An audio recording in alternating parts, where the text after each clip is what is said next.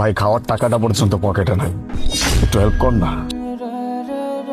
আমার না কোনো এক্সপ্লেনেশনের দরকার নাই, সোজা বলে দে যে আমাকে টাকাটা দিতে পারবি না। না আমি আমি রাগ করছি না, ঠিক আছে আমি ওকে কথা বলছি।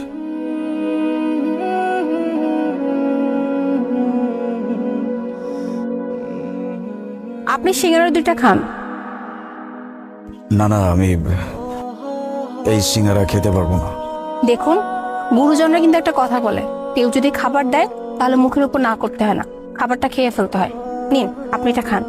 না না তারপরেও আমি খাইতে পারবো না। আমি বুঝতে পারতেছি আপনি হয়তো এটা দাম নিয়ে চিন্তা করতেছেন, তাই না? দাম নিয়ে চিন্তা করতে হবে না, আপনি এটা নেন, আপনার দাম দিতে হবে না। নিন, আরে ধরুন তো।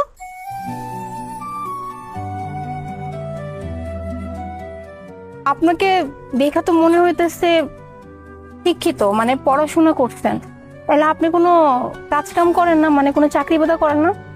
ঠিকই ধরছেন, আমি যথেষ্ট শিক্ষিত, আমি একটা ভালো জবও করতাম, সবকিছু না খুব ভালোই চলছিল।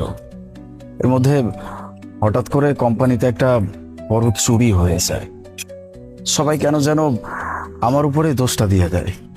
আমি অনেক বোঝানোর চেষ্টা করছি যে আমি কোনো চুরি টুরি করি নাই, সত্যি কথা